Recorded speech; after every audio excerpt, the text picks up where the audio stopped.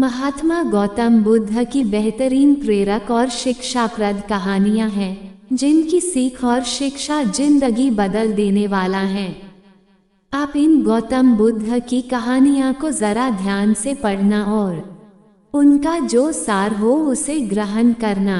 महात्मा बुद्ध प्रवचन सभा में आकर मौन बैठ गए। शिष्य समुदाय उनके इस मौन के कारण चिंतित हुए कि कहीं वे अस्वस्थ तो नहीं है। आखिर एक शिष्य ने पूछ ही लिया, भांते, आप आज इस तरह मौन क्यों हैं? वे नहीं बोले तो दूसरे शिष्य ने फिर पूछा, गुरुदेव, आप स्वस्थ तो हैं? बुद्ध फिर भी मौन ही बैठे रहे। इतने में बाहर से एक व्यक्ति ने जोर से पूछा, आज आपने मुझे धर्म सभा में आने की अनुमति क्यों नहीं दी? बुद्ध ने कोई उत्तर नहीं दिया और आंखें बंद कर ध्यान मग्न हो गए।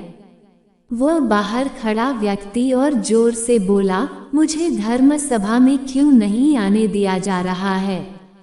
धर्म सभा में बैठे बुद्ध के शिष्यों में से एक ने उसका समर्थन करते हुए कहा, भांते, उसे धर्म सभा में आने की अनुमति प्रदान कीजिए। महात्मा बुद्ध ने आंखें खोली और बोले, नहीं, उसे अनुमति नहीं दी जा सकती है क्योंकि वह अछूत है।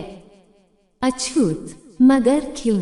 सारे शिष्य सुनकर आश्चर्य में पड़ गए कि भांते ये छुआछूत कब से मानने लग गए।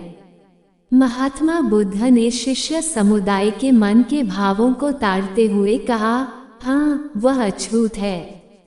वह आज अपनी पत्नी से लड़ कर आया है।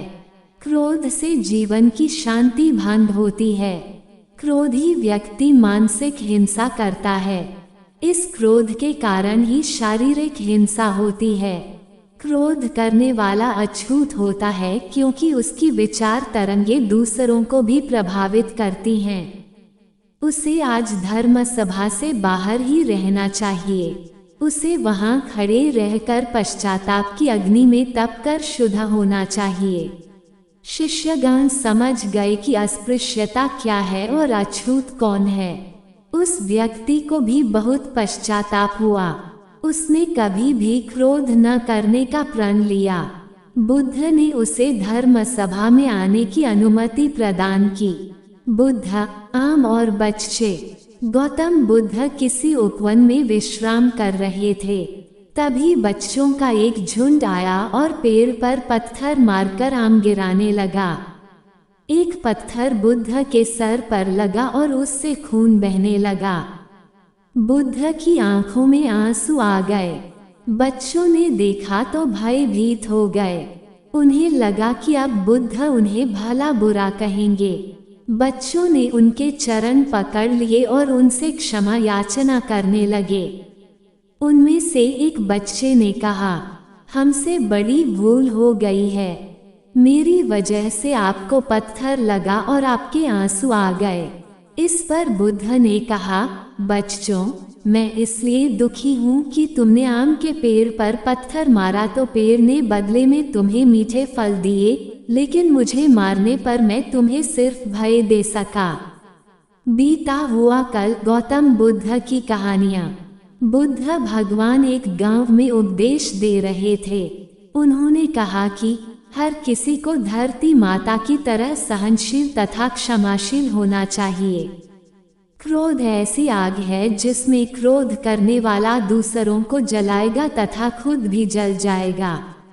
सभा में सभी शांति से बुद्ध की वाणी सुन रहे थे, लेकिन वहां स्वभाव से ही अतिक्रोधी एक ऐसा व्यक्ति भी बैठा हुआ था जिसे ये सारी बातें बेतुकी लग रही थी। वो कुछ देर ये सब सुनता रहा, फिर अचानक ही आग बबूला होकर बोलने लगा, तुम पाखंडी हो।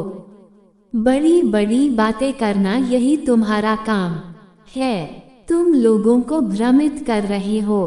तुम्हारी ये बातें आज के समय में कोई मायने नहीं रखती। ऐसे कई कटु वचनों सुनकर भी बुद्ध शांत रहे। अपनी बातों से ना तो वह दुखी हुए, ना ही कोई प्रतिक्रिया की। ये देखकर वह व्यक्ति और भी क्रोधित हो गया और उसने बुद्ध के मुंह पर थूककर वहां से चला गया। अगले दिन जब उस व्यक्ति का क्रोध शांत हुआ तो उसे अपने बुरे व्यवहार के कारण पछतावे की आग में जलने लगा और वो उन्हें ढूंढते हुए उसी स्थान पर पहुंचा, पर बुद्ध कहाँ मिलते। वह तो अपने शिष्यों के साथ पास वाले एक अन्य गांव निकल चुके थे। व्यक्ति ने बुद्ध के बारे में लोगों से पूछा और ढूंढते ढूंढते जहां बुद्ध प्रवचन दे रहे थे वहां पहुंच गया। उन्हें देखते ही वो उनके चरणों में गिर पड़ा और बोला, मुझे क्षमा कीजिए प्रभु। बुद्ध ने पूछा, कौन हो भाई, तुम्हें क्या हुआ है, क्यों क्षमा मांग रहे हो? उसने कहा, क्या आप भूल गए, मैं वही हूँ जिसने कल आपके साथ बहुत बुरा व्यवहार किया था। मैं शर्मिंदा हूँ, मैं मेरे दुष्ट आचरण की क्षमायाचना करने आया हूँ। भगवान बुद्ध ने प्रेम पूर्वक कहा, बीता हुआ कल तो मैं वही छोड़कर आया गया और तुम अभी भी वही अटके हुए हो। तुम्हें अपनी गलती का आभास हो गया, तुमने पश्चाताप कर लिया, तुम निर्मल हो चुके हो, अब तुम आज में प्रवेश करो। बुरी बातें तथा बुरी घटनाएं याद करते रहने से वर्तमान और भविष्य दोनों बिगड़ते जाते हैं। बीते हुए कल के कारण आज को मत बिगाड़ो। उस व्यक्ति का सारा बोझ उतर गया। उसने भगवान बुद्ध के चरणों में पड़कर क्रोध त्याग का तथा क्षमाशीलता का संकल्प लिया। बुद्ध ने उसके मस्तिष्क पर आशीष का हाथ रखा। उस दिन से उसमें परिवर्तन आ गया और उसके जीवन में सत्य, प्रेम व करुणा की धारा बहने लगी। मित्रों, बहुत बार हम भूत में की गई किसी गलती के बारे में सोचकर बार बार दुखी होते और खुद को कोसते हैं। हमें ऐसा कभी नहीं करना चाहिए। गलती का बोध हो जाने पर हमें उसे कभी ना दोहराने का संकल्प लेना चाहिए और एक नई ऊर्जा के साथ वर्तमान को सुदृढ़ बनाना चाहिए।